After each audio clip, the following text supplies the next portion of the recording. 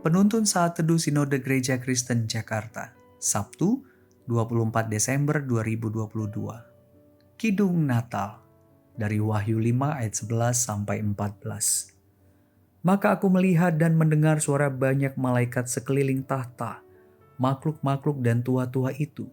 Jumlah mereka berlaksa-laksa dan beribu-ribu laksa.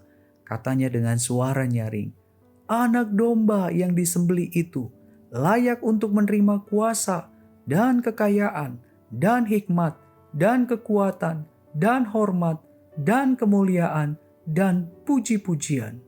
Dan aku mendengar semua makhluk yang di surga dan yang di bumi dan yang di bawah bumi dan yang di laut dan semua yang ada di dalamnya berkata, bagi Dia yang duduk di atas tahta dan bagi Anak domba adalah puji-pujian dan hormat dan kemuliaan dan kuasa sampai selama-lamanya.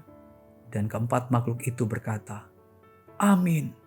Dan tua-tua itu jatuh tersungkur dan menyembah.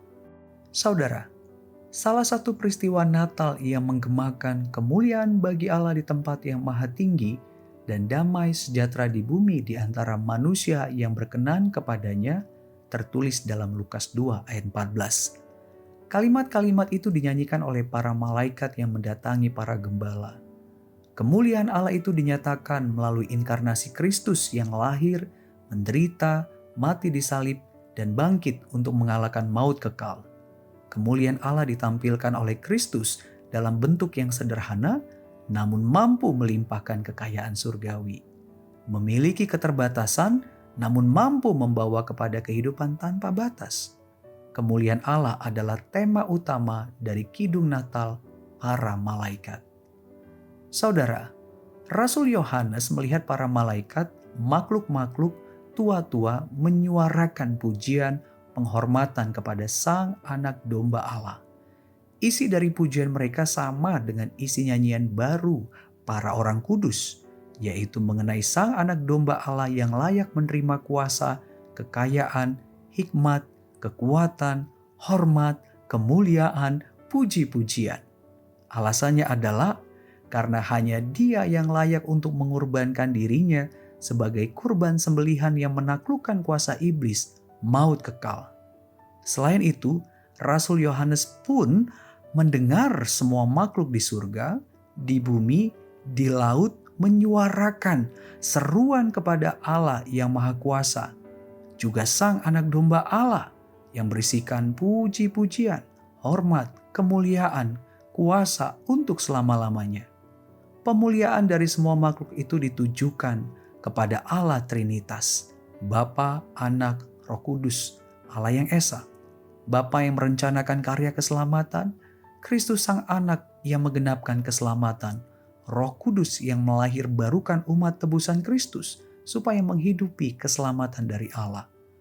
Kemuliaan Allah adalah tema terutama dari puji-pujian orang-orang kudus, tua-tua, para malaikat, makhluk-makhluk. Saudara, apa yang menjadi perenungan kita pada momen Natal tahun ini? Kemuliaan Allah. Jika kita mau merendahkan hati di hadapan Allah, maka lihatlah bahwa firman-Nya yang tertulis sangat kaya menceritakan tentang kemuliaan-Nya. Bahkan dari mulai kisah penciptaan yang sangat kental dengan kemuliaan Allah, sampai kitab Wahyu pun mengumandangkan kemuliaan Allah.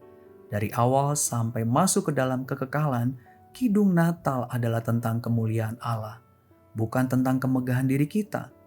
Yang patut kita syukuri adalah kemuliaan Allah mampu melimpahkan kekayaan surgawi kepada kita.